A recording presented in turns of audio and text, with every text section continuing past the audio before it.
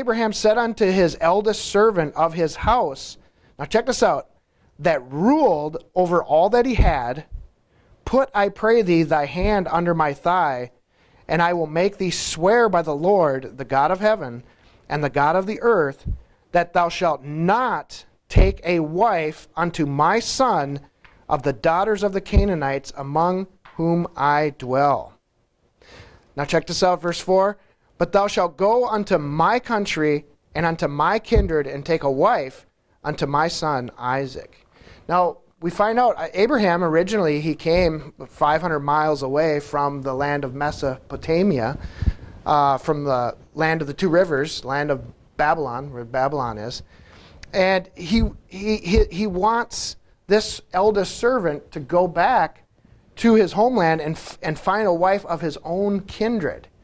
And you know, there's an important lesson in that, you know, Christians today should marry other Christians. Now, we'll talk about that in a minute, but first let's back up. So why can't Isaac just marry a Canaanite?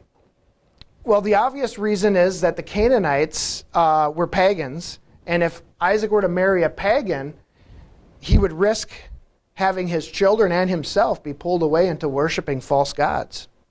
In Deuteronomy 7, verse 3, God said that intermarriage with the Canaanites would result in the sons turning away from him, that they may serve other gods, so the anger of the Lord will be kindled against you and destroy thee suddenly. So obviously Abraham didn't want that. He didn't want Isaac to marry a Canaanite because the women would seduce him into worshiping the false gods with him. And that's why I was saying that it's important that our sons and daughters marry other Christians, and because we don't want them pulled away into worshiping false gods. And some would say, well, why couldn't Abraham just find a wife for Isaac of the Canaanites and then convert her? Well, that doesn't usually end good, and many pastors will tell you that you know, people that marry non-Christians with the idea of converting that partner usually ends up in heartache. I'm not saying it can't ever happen, but it's a recipe for misery. Now, there's different laws and stuff in the New Testament. If somebody's already married and they're converted, and their wife or husband is not a Christian, then they are to stay with them to be an example, and hopefully that person's heart will change in the future.